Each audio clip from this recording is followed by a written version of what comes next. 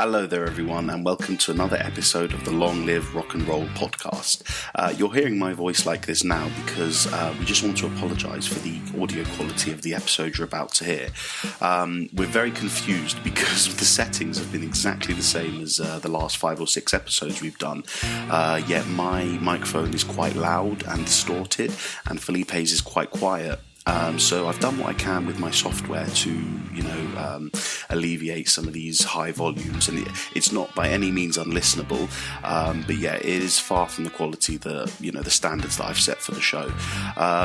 We would, think to do the episode again, but as you guys know, we don't script the episode. We couldn't just record it and say the same stuff again, and we think the content's really good.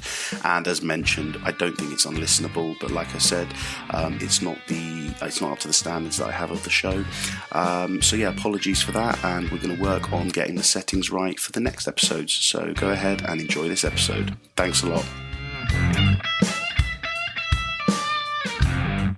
Hello there, and welcome to another episode of the Long Live Rock and Roll podcast. On the screen in front of me is my good friend Mr. Felipe. How's it going, man?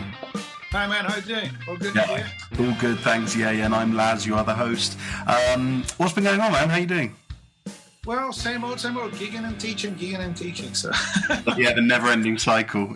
Exactly, 7 days a week. No, I know. Well, listen, we'll dispense with the pleasantries, except from, tell us what you're drinking. Oh, coffee. I love that our three that we've established over this 1 year. Your 3 drinking options are coffee, beer, and sparkling water. The holy trinity of drinks, of Felipe's drinks. Excellent. Right. Well, like I said, we will dispense with the pleasantries because I want to get on with it because I'm so excited about this episode. We are doing a band that Felipe has chosen, and that band is Thin Lizzy. One of the most. It's funny because I wouldn't say people know a lot of their music, but they are known. Yeah, exactly. It's a band that when you mention the name, everyone says, yeah, of course, yeah. Or, yeah, I know Metallica recorded that song. It's not even their song, to be honest.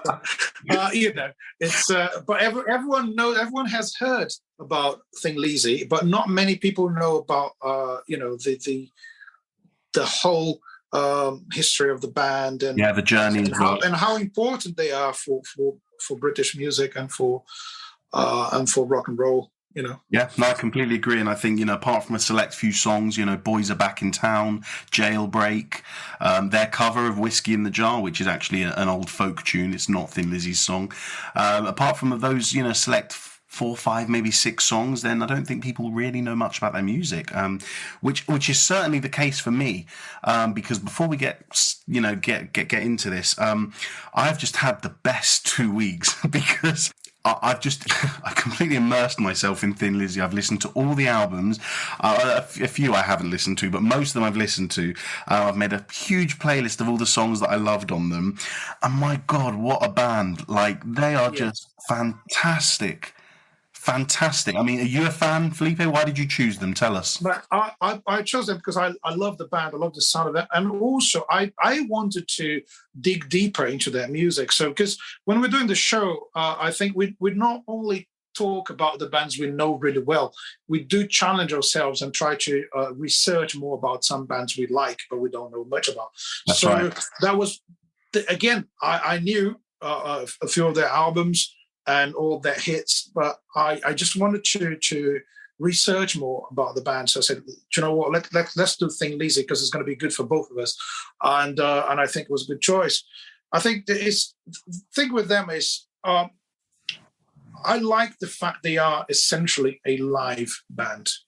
If you analyze that, even some of the studio recordings, you can hear either if it was recorded live in studio or not, but you can hear there's not too much overdub.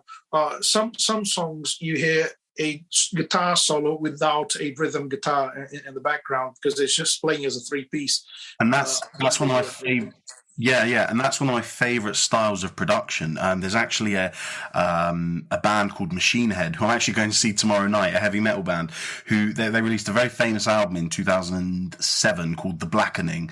And what's so unique about it is that throughout the whole album, it is just two guitars, a bass, drums, and vocals. Maybe multiple vocals, but in terms of the instruments, you never hear more than two guitars. And the theme of their music, which is really funny because it's the same theme as Thin Lizzy's music, is dueling guitars. Guitars playing melodies and harmonizing each other. And for a heavy metal album and for a heavy metal band to only have two guitars sounding the whole way through the album was so incredible and unique. So I'll put funny enough, people are going to be shocked when they open up the Thin Lizzy playlist and see a Machine Head song, but I'll put one in so you guys can hear the quality, because what it does is it essentially does what Felipe said, which is it makes them sound like a live band, because you don't necessarily need five guitars, three doing the rhythm, two doing melodies, and one playing, some solo. It doesn't need to happen. And Machine Head, and more importantly Thin Lizzy, which we're going to go into, prove that actually less is more in terms of production and how you record an album.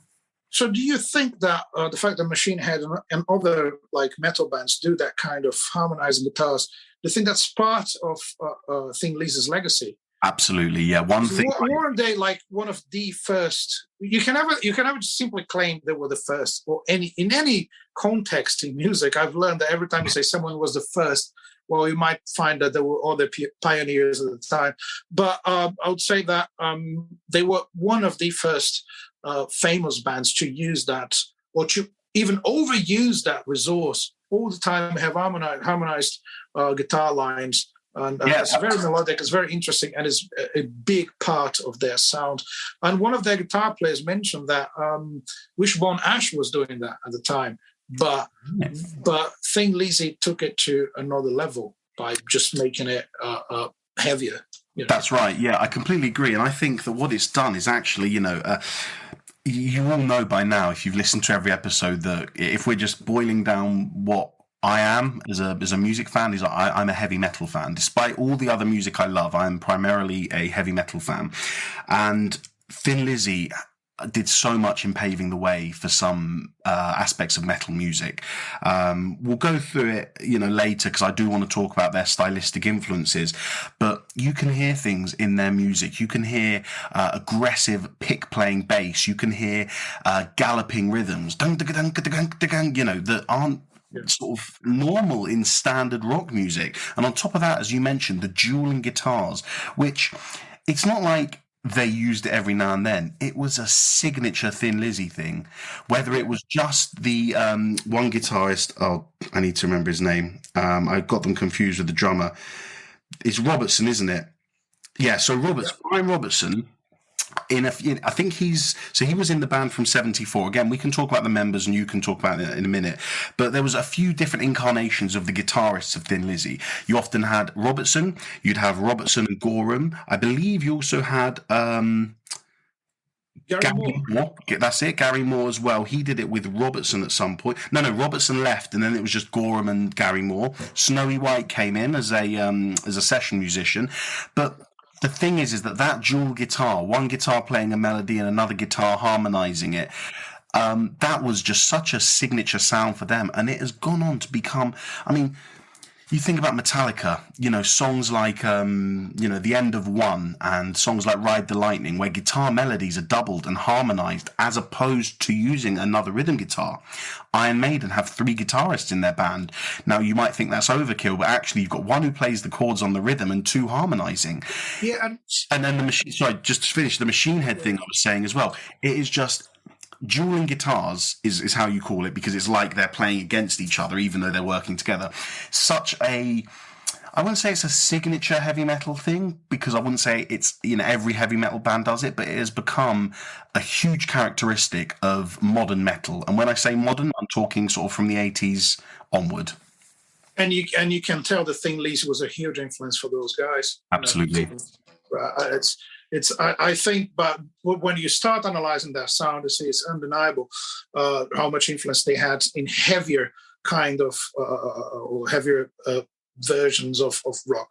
And it's interesting because they pretty much a raw rock and roll band that's just like bass guitar and drums.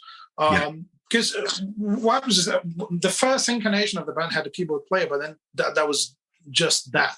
They didn't last for more than one album. Yeah, did he even play on the first album? I don't think he played on the first album. He didn't even play it. Poor guy. Do you know the story? Have you got the story written down? Well, what I know about it is that they actually started. Well, Phil Lynott, bass player and singer, was friends with what was the name of the drummer, Brian Downey, since they were like really, really young, and they wanted to start a band, etc. Well, I think they were playing bands at the time, and they were invited by Eric Wrixon and Eric Bell from the band Them, which was Van Morrison's band. They were invited by those guys to start a new band, which became Thin Lizzy. But see, Eric Bell was the star. He was actually the star. I have a quote from one of their roadies at the time, talking about Eric Bell, talking about the fact that he was.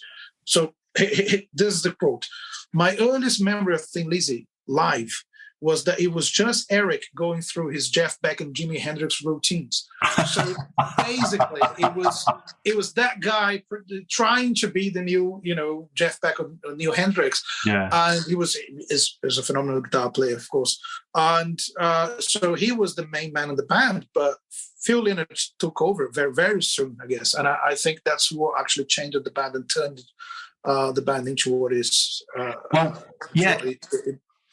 Yeah, you're right. I mean, Phil Lynott and Eric Bell, I mean, I'd heard another quote, and I'm not going to say it because I don't remember it correctly, but Eric Bell was the guy that people wanted to be in a band with.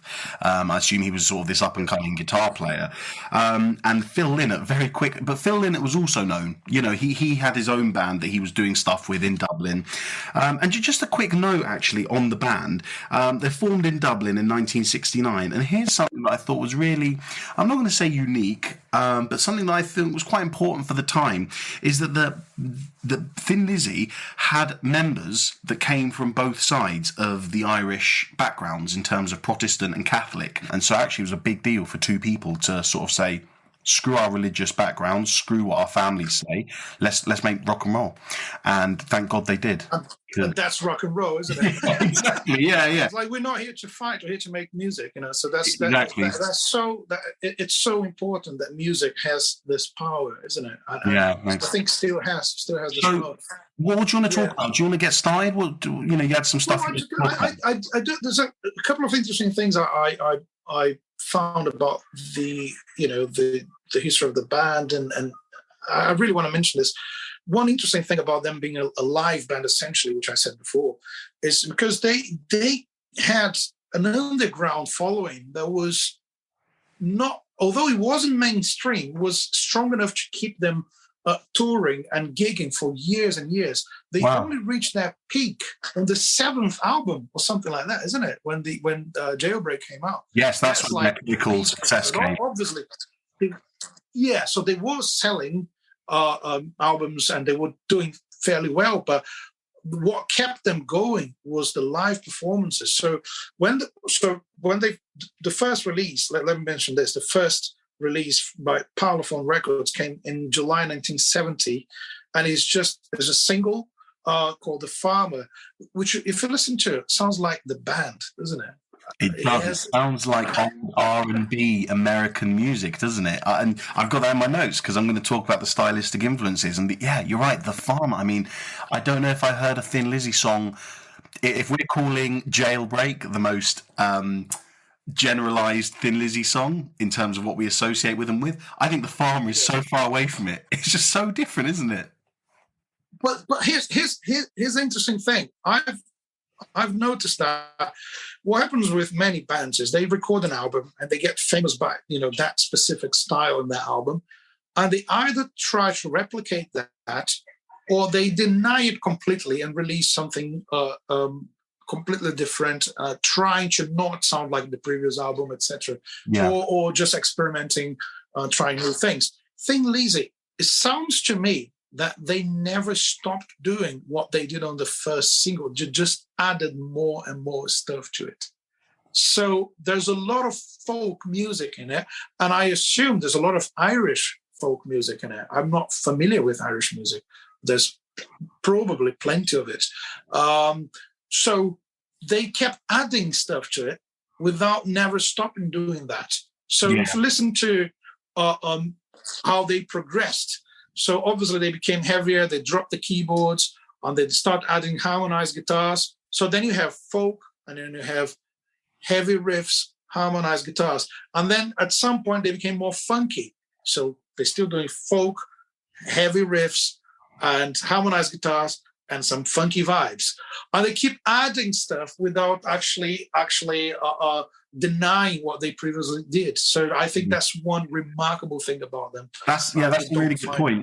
Many yeah, that's a very good point. And I mean, you said you don't know much about Irish music, but luckily for you, I used to work in an Irish bar when I was studying at university. So every Friday and Saturday night, they used to have Irish folk bands come in, and so yeah, I'm fairly well acquainted with Irish folk music and the melodies and the rhythms that you kind of experience them, and it's littered throughout Thin Lizzy's discography. You can hear it everywhere. Every album I've heard a bit of Irish influence. So that's it. So although they kept doing different things and changing their sound, they still kept the roots of Irish music and their early influences. So there's a lot of that first single. For whoever's not familiar with the first single, The Farmer, check it out. I found it on YouTube, but you can't find it on Spotify if I'm not wrong. Well, it's a weird one. I think it's not part of the first album. We'll put a link in the show notes. Yeah, please do. Here's an interesting thing about The Farmer. They've pressed only 500 copies, and only 283 sold. So it wasn't. So that's what I'm saying. They were a live band. They were making money out of gigs and surviving as a band with no commercial success, with albums or singles for a while. Just one more thing about that first single. I love the very first verse of the song. Me and my cousin Frank, he's the one who robbed the bank, bought some whiskey, all can drink, and it's in the barn. So it starts about his cousin robbing a bank and buying whiskey. How rock and roll is that? That's brilliant. Yeah. Oh, you just started a segment.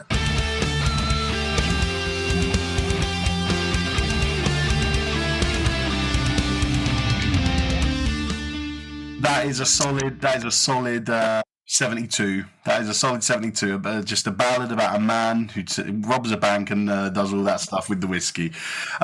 Talking about that, we're going to have another of that segment today. We're going to have a double How Rock and Roll Is That today. So after that single is when the keyboard player left the band, and they continued as a 3-piece band, and basically just gigging more than anything else, pretty much gigging every day of the week. Brilliant stuff. That's really good.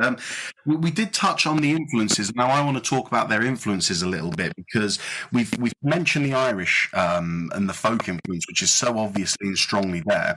But what I also want to talk about is the other sort of genres that are littered throughout their music. So give me a bit of time on this, because I just want to talk through it. You just said there about the robbing the bank and the whiskey. Now, several of their songs I've heard have been ballads. And listen, people think ballads means a slow song that you can dance to. No, by musical definition, what a ballad is a song that tells a story. And there are plenty of Thin Lizzy tracks called The Ballad of a Hard Man, The Ballad of This. And these are stories. And they've got a song called The Cowboy Song.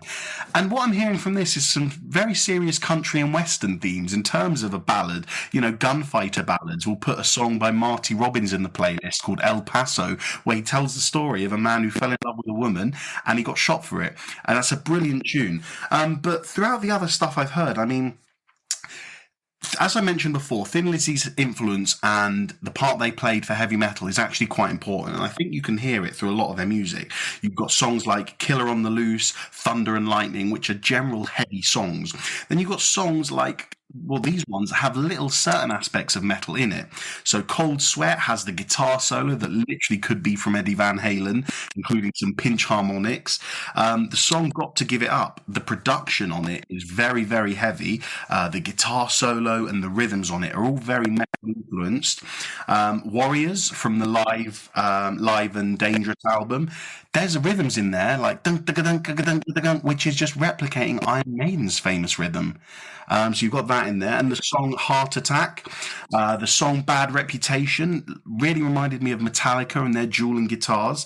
And that's just the metal. What else did I have? So a lot of their songs have the Irish and folk influence that we mentioned. I mean, Whiskey in the Jar, Philomena, Sarah, Wrixon Doob, I think I've got that right, which means black heart in Irish. Wild One, The Boys Are Back in Town guitar melody. Angel from the Coast reminded me of Jimi Hendrix' Castles in the Sand. The song Emerald, again, had the dual guitar melody, but it wasn't metal this time. It was playing Irish folk melodies. And the same for the song Banshee, which I think is just fantastic because for those who don't know, maybe we didn't make it clear, Phil Lynott is Irish. The band are Irish. They're from Dublin.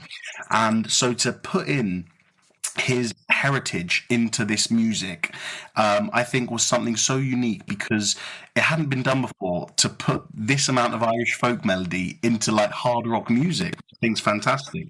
And the only and music that was appreciated in England and America. So they were so being Irish, it was probably harder for them to break into the British music scene and American, of course. But because things were different at the time, it's not like you have all the technology you have nowadays and you just release something on Spotify and everyone can hear all over the world. You needed record deals, you needed like agents all over the world. So it was really, I think, a lot harder for them to become a big band as they end up becoming. And that's why it took so long. And it's interesting that they just never gave up. They just kept doing it and releasing and having that like hardcore kind of following, but I would say that the people who were following them at the beginning or during the first 3-4 albums were true music fans, because they were not necessarily that popular at the time.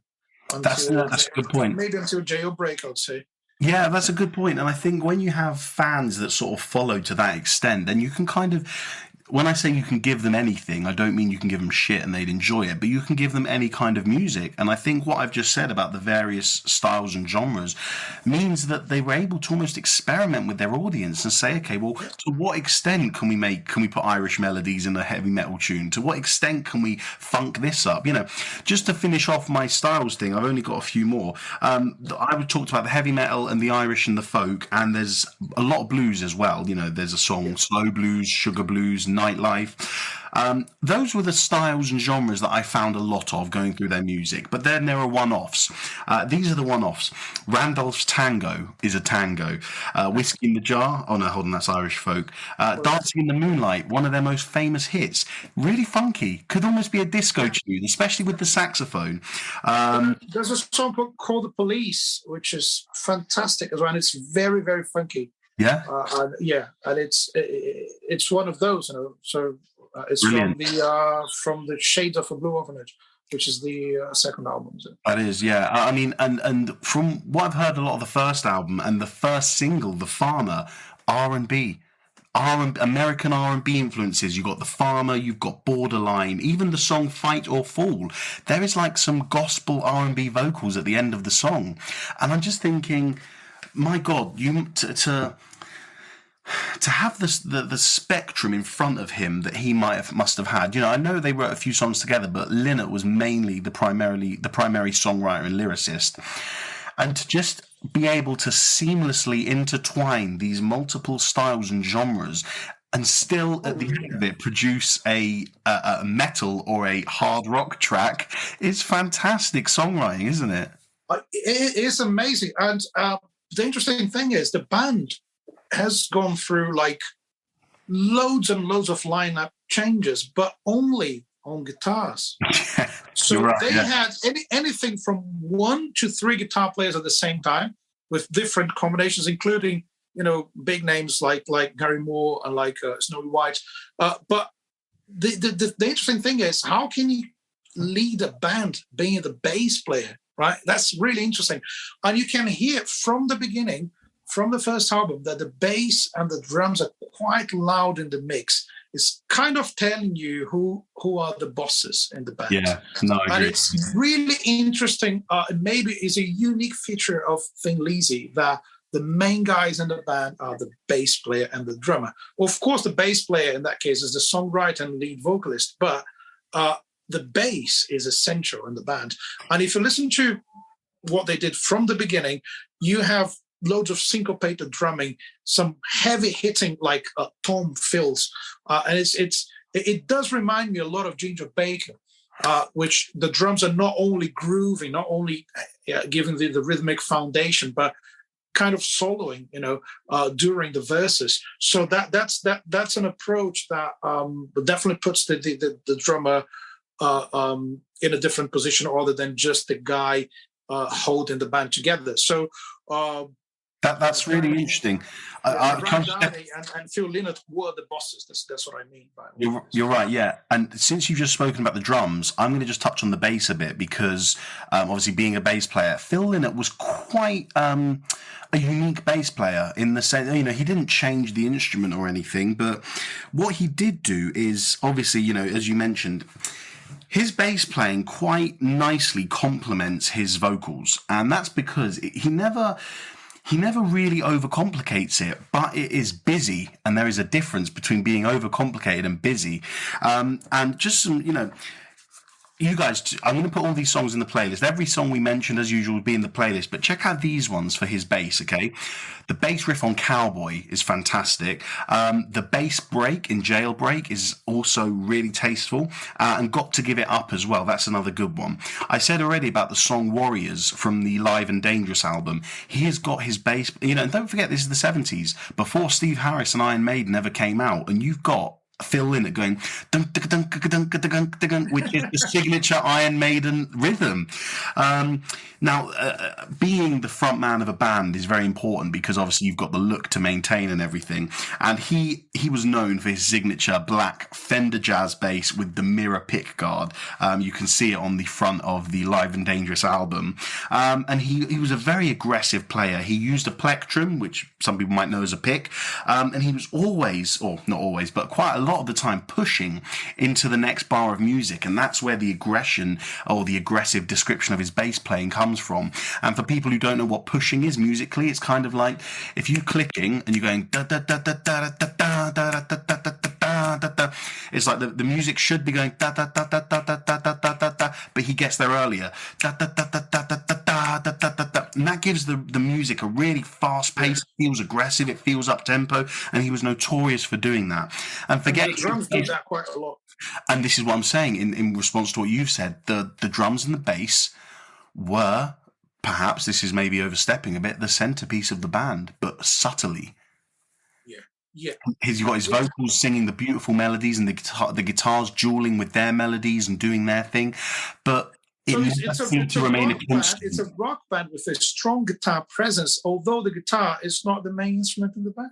Absolutely, yeah, that's a great way of putting it. But just one more bit on Phil Lynott is that actually, when you look at music profiles, he was actually the first black man from Ireland to achieve huge success in rock music, and that in itself is something to be hailed as, really, really. Oh, in the late 60s, early 70s, what an achievement, right? Yeah, exactly. Awesome. Where did you want to go from now? Well, I just want to run through some of the albums and some of the changes the band has been through because, I'm a pro. I've got my notes. He's a bloody pro he is, Felipe. Yeah. So I think. Can I ask, Felipe, sorry, quickly, can I ask what's the earliest album you've got down? Because if I've got notes on an earlier one, then maybe it makes sense to go chronologically, just talking about the albums. Oh, let's go chronologically because we talked about the first single that wasn't a hit, and then they went to release the first album called Thin Lizzy in 1971, right, by Decca Records. That was the record label at the time.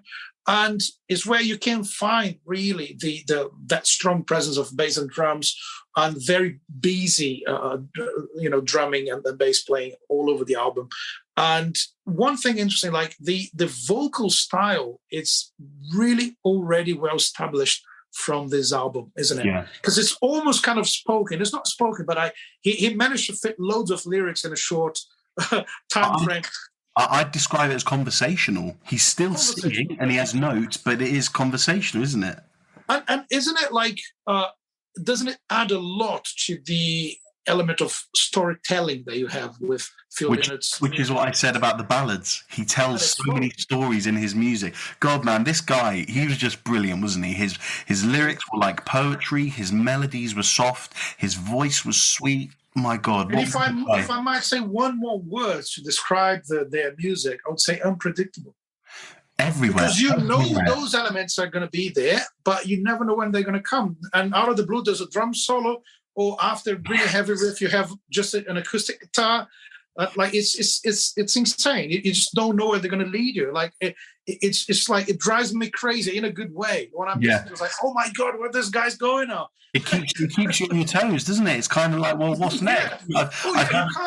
I can't just listen to that kind of music whilst I'm, reading a book or whatever. I need to be actively listening, because it's insane. So after that first album, they released Shades of a Blue Orphanage, which is the second album.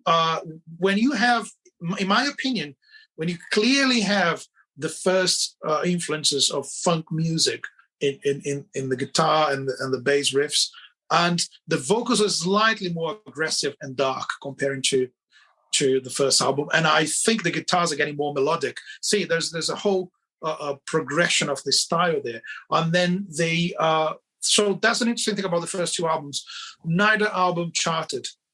You got a band with a strong following, but never made it to the charts until this point. So they were surviving in the underground scene, gigging like non-stop. So mainly with the Irish fan base. In 1972, they toured Europe, and then they supported Slade in England. So Slade was massive. So at that point, that's when they actually managed to break into England. So then the record label kind of insisted that they released a single with Whiskey in the Jar.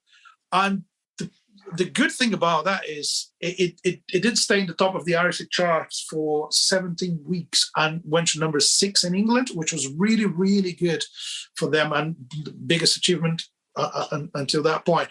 But they were not happy to be labeled as a folk band. I see. Irish folk. And they were, because they released this cover of a famous Irish song. So they were trying to shake off that reputation and do something different. That album, so that Whiskey in the Jar is off the album Vagabonds of the Western World, which is actually when the first kind of critical acclaim sort of came to them, because the first two albums, it's got some great stuff on it, in my opinion, but the critics didn't like it. You know, they've used words like confused and unfinished, disappointing, overblown and disjointed. Someone said they weren't lacking ambition but direction. So it's kind of like this band knew how good they were, but they just didn't know which way to go. And obviously for one single they went down the folk route, but then they didn't like the results, so they turned their thoughts to the sort of hard rock route. And then Vagabonds of the Western World, 1973, brimming with attitude and dangerous swagger, as one critic described it. Someone also mentioned that it's the first sonically satisfying album, which means that actually this was probably the first decent amount of thought they put into the production of it, because it actually sounded good. And it does sound really good, and it's got the song "The Rocker," isn't it? Yes, that was their first hit, if you like. That was the first official "This is what we know Thin Lizzy as" song. Exactly. Brian Downey said that the Rocker sums up what Thin Lizzy was about, at that time, okay, here's the segment again. How rock and roll is that?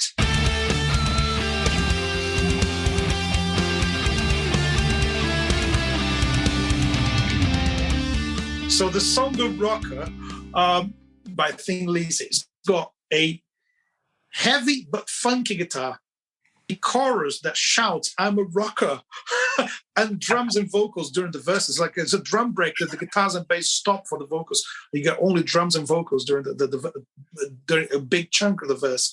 And there's a 2.5 minute solo with wah wah pedal and loads of effects. So that, and it's called the rocker. Right. Okay. So that's all my criteria, is it? Okay. Well, in that case, I mean, it's kind of like everything you've described is how someone who doesn't know rock music might think a rock song sounds like.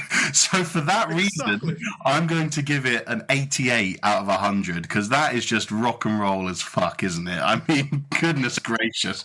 And then to call it the rocker, wow.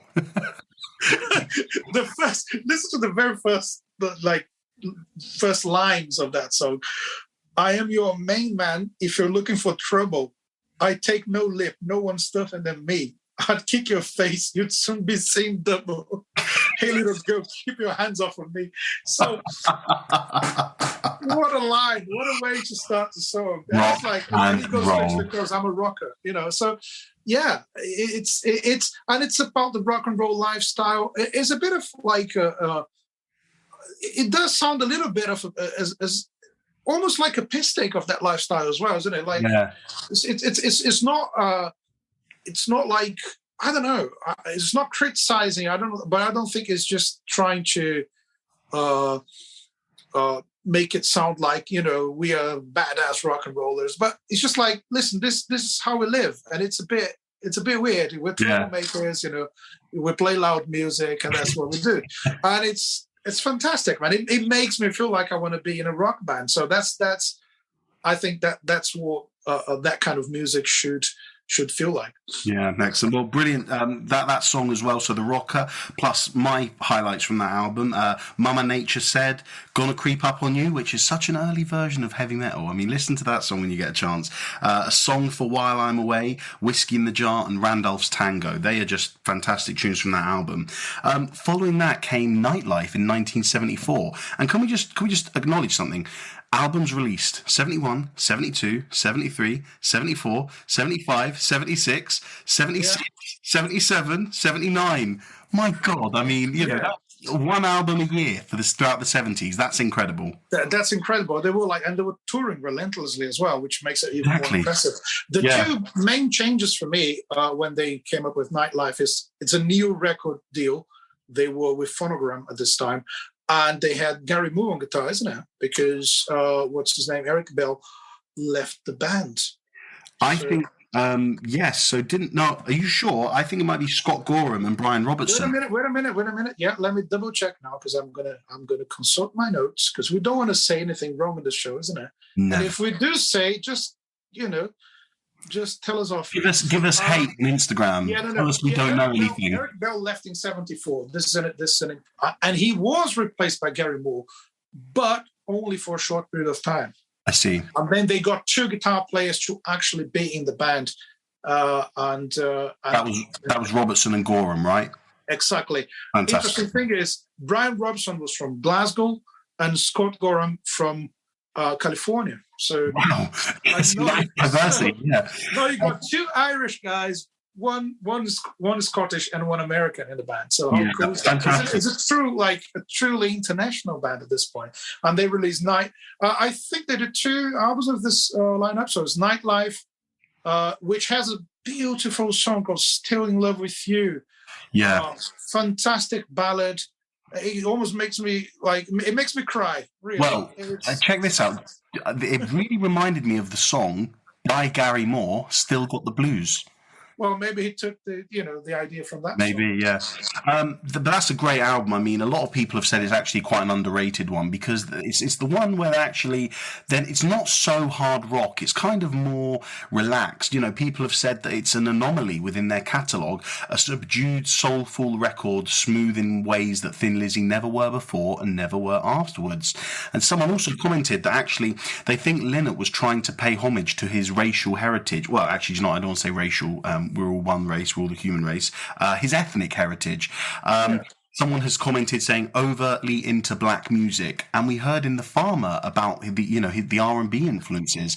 So you do wonder if in this album, if he's trying to sort of, not on purpose, but just as we identified earlier, the vast amount of genres he had in front of him, maybe this album was a bit more funny. I think it was one more step into his music journey, isn't it? He was always like trying new things and always tried to incorporate things to the style. So maybe he got more into black music and added that to the sound of Thin Lizzy. Again, as you said, just another layer added on. It's another layer. They just keep adding, and it gets mental. Yeah. Those albums, I mean, Nightlife, and then after that they had Fighting in '75. That's right. Where you still have the harmonized guitar lines as the main thing, with the same two guitar players, and then you have Johnny the Fox in '76. Those albums are not as important as the one that comes after.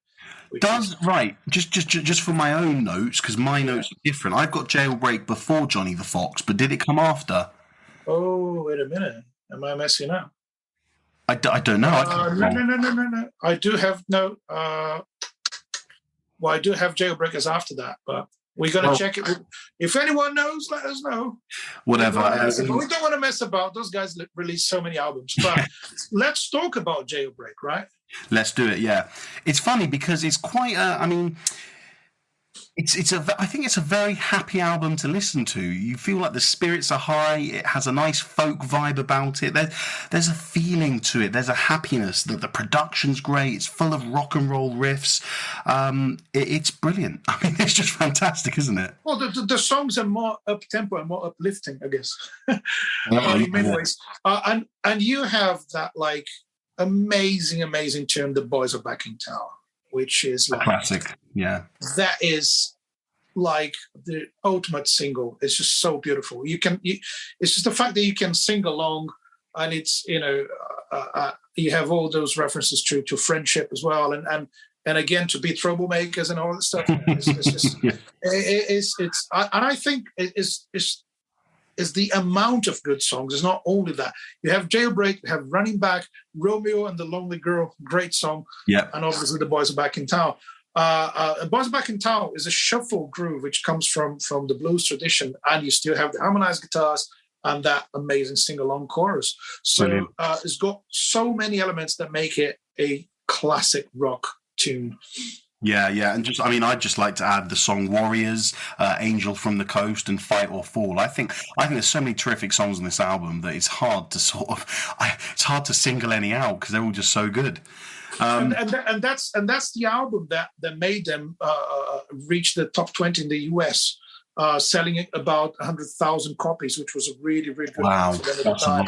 And he was number 8 in the UK chart. So brilliant. Well, so this is their moment then. This is their moment. Yeah, that's their moment. Jailbreak 1976, that's the peak of their career. And you're right, Johnny the Fox is the next one, because it was released on the same year. That's why I got confused. Yeah, I thought so too. I could have been wrong. Don't worry. October. Yeah, and he went gold. So he sold loads as well, because, it just came as a consequence of Jailbreak. So everyone would buy, of course. Yeah, I mean, the critics, they said that it fell just a little bit short of Jailbreak, but the Thin Lizzy fans love it. I mean, 2 albums in the same year with the same vibe, the same energy, the same feeling. I mean, what's not to love? Yeah, exactly. You would. It's not, as I said, it's not as important as Jailbreak for the band's legacy, but if you have an album that's just short of Jailbreak, you should take that as a compliment. Exactly, yeah. It's like, let me tell you this, it's like this. You know how everyone shits on The Godfather Part 3? When actually, it's a good movie. It's a good movie. It's just parts 1 and part 2 are 10 out of 10 movies, and part 3 is like a 7 out of 10. 7 out of 10 is still good. Just because it's not perfect like parts 1 and 2. I love that movie. Oh, me too, man. So The Godfather 3 is like it's better than most movies out there, but not as good as the first 2. So it's a great movie, but it's not perfection. Again, should we take that approach to rock music sometimes? So it's like Johnny the Fox is Thin Lizzy's Godfather 3. Felipe, if this show ever makes, if we ever become famous from this show, I hope someone quotes that in years to come in like all these music history books. And Laz and Felipe on the Rock and Roll podcast, they said that Thin Lizzy's Johnny the Fox was comparable to The Godfather Part 3. Imagine. It's a very loose connection. Yeah.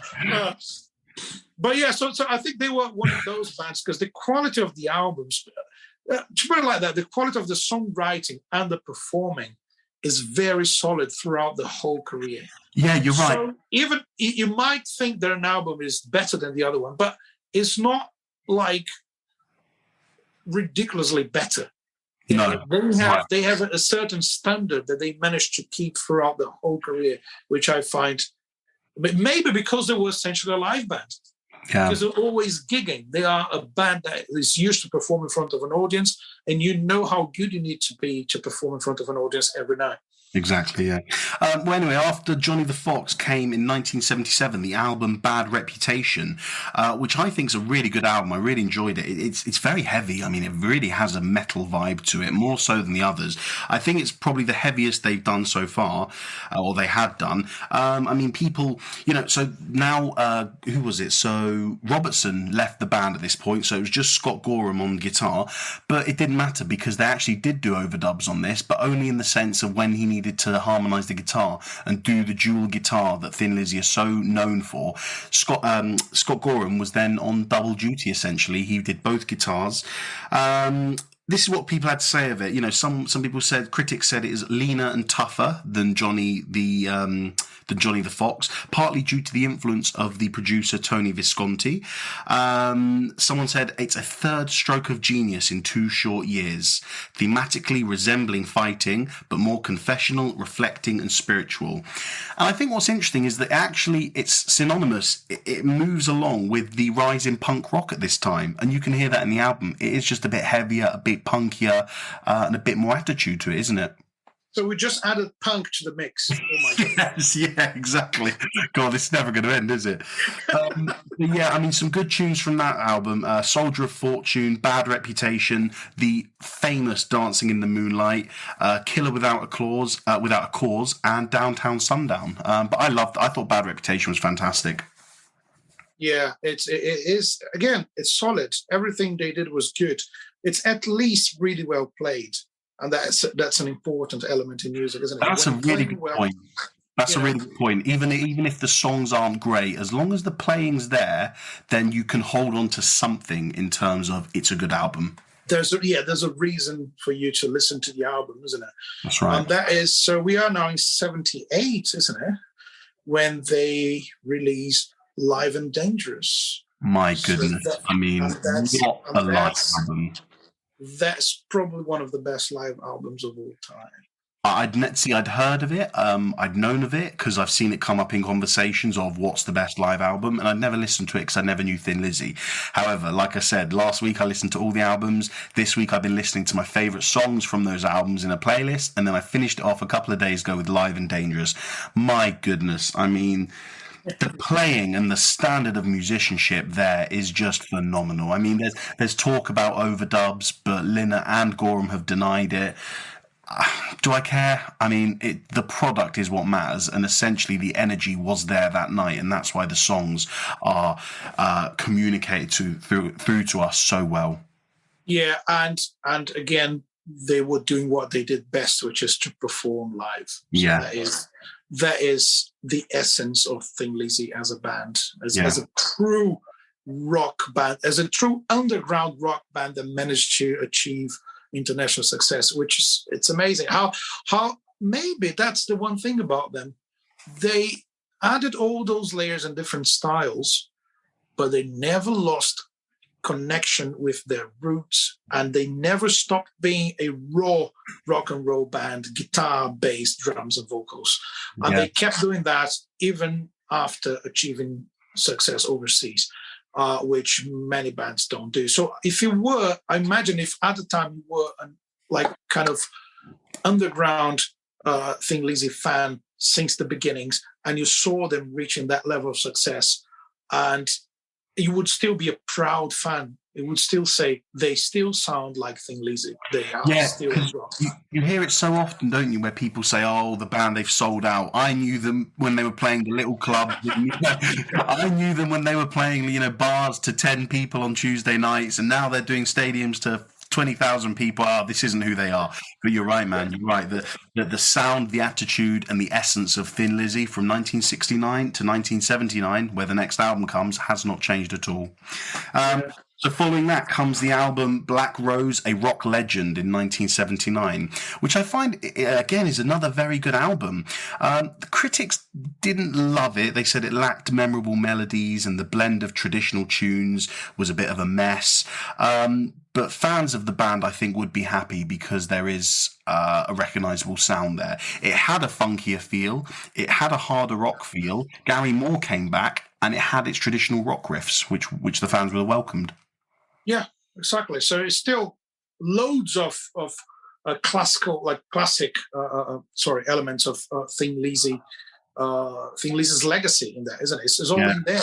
It's not. They're not changing the core of their music. They never did. Yeah. Which is, I think that the title track of that album is called Wrixon Doob, which I think is Irish for Black Rose. Is that it? Black Rose.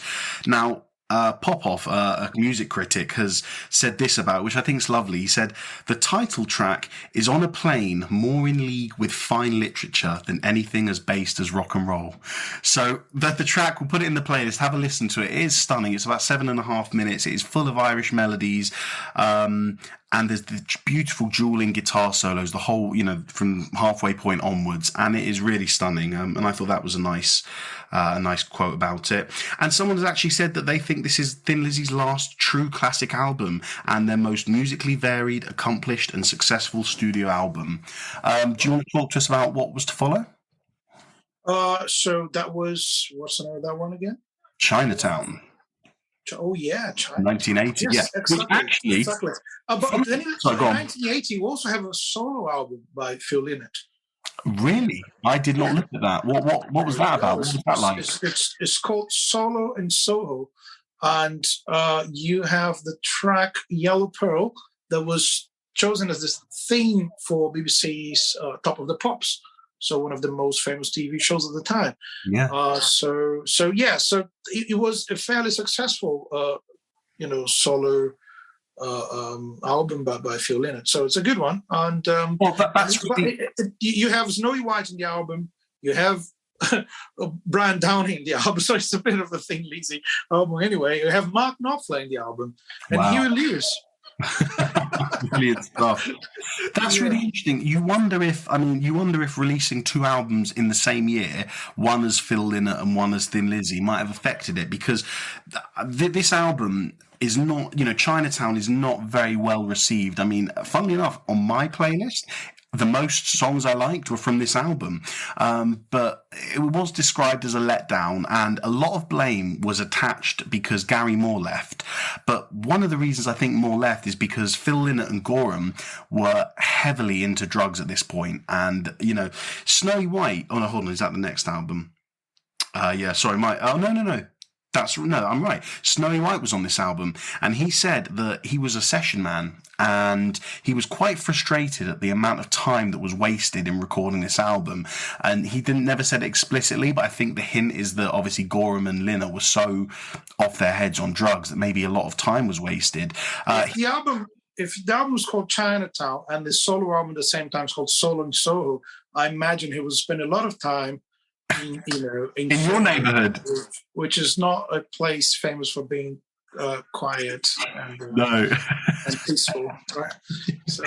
But yeah, that I mean, like I said, not fans, but critics thought of that as a letdown. I think there's some great tunes on it. I've got We Will Be Strong, Sweetheart, Killer on the Loose, Having a Good Time, Didn't I, and Hey You on there that I really enjoyed. Following Chinatown was the 1981 album, their penultimate album, which was Renegade. I don't know if you want to say anything about this, Felipe, because it's generally regarded as Thin Lizzy's worst album. There's a couple of good tunes on it, but it was kind of a bit of a letdown. A lot of people thought that Snowy White, he was just so obviously a session musician and not a band member, and they wondered if this hindered the process. well, I don't know, because I think it just gets to a point where you've just delivered so much as a musician, as a songwriter, that is it that easy to come up with another great album?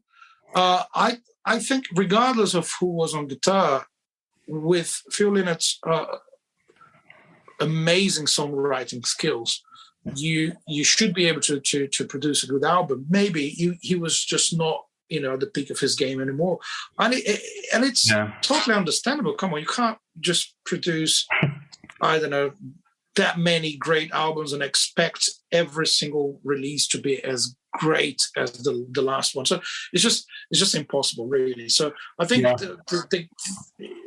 the legacy they left behind and everything they've done is just amazing.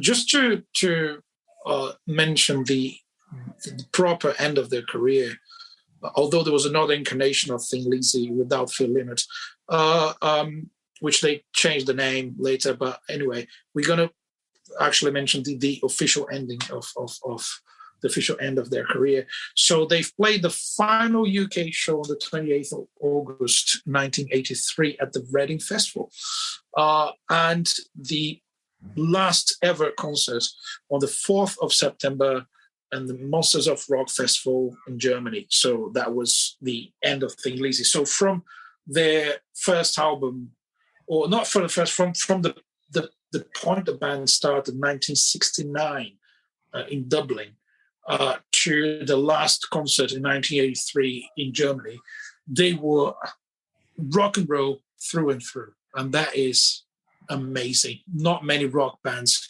have that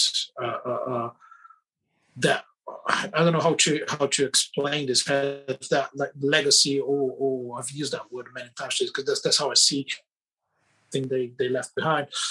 So not many rock bands managed to stick to their roots without getting stuck in their roots. If that makes sense. So unfortunately, I mean, for those who don't know, Thin Lizzy ended, Felipe said officially in 1983, but I think it's ended for good in 1986. Phil Lynott died at the age of he was only 36 when he died.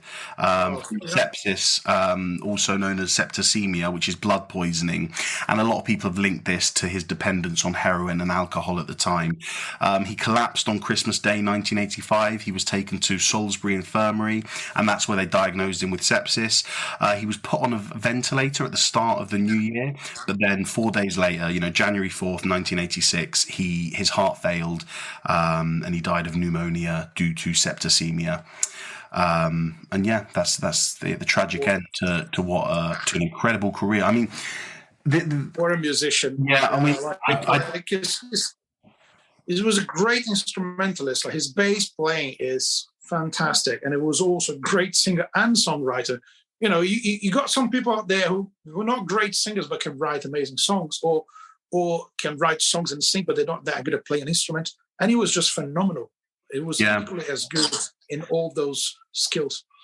I was going to, when I was writing it, it made sense to put it in. So I was going to do a Laz Unleashed, but I don't feel like calling it Laz Unleashed, because what it was going to be is, I was just going to say, imagine what could have been had the band sorted out their drug issues, because we only got 14 years. And you see bands like Metallica and Maiden who are now pushing 40, 50 years.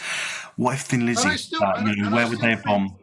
Well, despite what some people say about, aging rock stars, I still think loads of those bands still have something to deliver. Absolutely, yeah. And who knows what Thin Lizzy would have had. Yeah. And so imagine what Phil Lynott could have achieved if he managed to stick around for a bit longer. But what a tragic ending to an amazing music journey, isn't it? Yeah, it is. I think that's a good place to end it. I mean, did you have anything else to say? I mean, unless you had anything else you wanted to say specifically, I just wanted to ask you your final thoughts on Thin Lizzy. Well, my thoughts are, basically it's the same thing. I just want to encourage people to go and have a listen to them, because it's one of those bands that everyone has heard about, but not many people actually dig deep and listen to at least 3 or 4 of their albums. You got to go and listen to it, because it's mind blowing. I was going to say the funny thing is that you just said go and listen to 3 or 4 of those albums, and you could choose any 3 or 4. Any 3 or 4. and you'd still get the soul of Thin Lizzy, wouldn't you? Yeah, exactly. Fantastic. It's just a solid band, like throughout the whole career. Every single album is great for different reasons. And they are raw, they are rock and roll. And they've got one of the greatest musicians and songwriters of all time, Phil Lynott. I completely agree, man. Yeah, and you guys know I do my little end of episode monologue where I tell you what I think of the band, and this is what I wrote down. What I'd say, for me, Thin Lizzy had all the musical traits of a heavy metal band: complicated riffs, dueling guitars, aggressive bass, fast guitar solos, and the pounding, filling drums. Add to that the appropriate production, because on several albums the production was so crisp, despite it being raw, that actually it sounded heavier. But the lyrical poetry and the soft melodic vocals of Lynott, it kind of evened it out. It averaged it. His vocals could have been R&B or pop, but the music was metal, and that's why you put them together, that you have this beautiful hybrid of this hard classic rock. Now, add to that their wide variety of stylistic influences, your R&B, your Motown, the blues, the funk, the Irish, and they became a band quite unlike any other that I've heard, because you have albums where you hear a heavy metal song once, and then a disco tune next, an R&B song after that, and then a ballad with Irish folk melodies, and it's just fantastic variety within their music. The star of the show was obviously Phil Lynott, and to have any other vocalist and bass player would have changed the band completely, which is why I understand them changing their name to Black Star Riders in 2012. And it's going to seem like a harsh thing to say, but I feel like Thin Lizzy, and again, I don't mean this as negatively as it sounds, but had the drummer died or had the guitarist died, I feel like Thin Lizzy could have carried on as Thin Lizzy, but because it was Phil Lynott who was the voice, the image, and essentially the rhythm of the band, it had to stop there. Every album had its positive and negative reviews, and that's something that I forgot to mention earlier, is that there were so many positive reviews of each album and so many negative ones. But I think that demonstrates consistency, because you're creating albums that have songs that some people like and some people don't like. And on the next album, the people who didn't like those kind of songs like the other songs, and the people on the first album who like those songs don't like these ones. And this just means that you're reaching a broader audience and you're targeting many different people.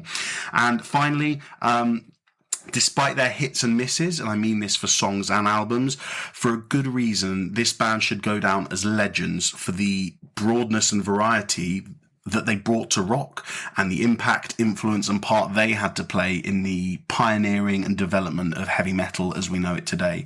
So yeah, that's what I have to say. I mean, what a band. I've had the best 2 weeks listening to this, man. Honestly, I haven't loved this. I haven't found a new band that I've liked as much in a long time. And thank you for choosing this. Thank you for choosing them, because it's opened my eyes to a band who I only knew 5 songs, and now I've listened to all of their albums and I've liked so much of it.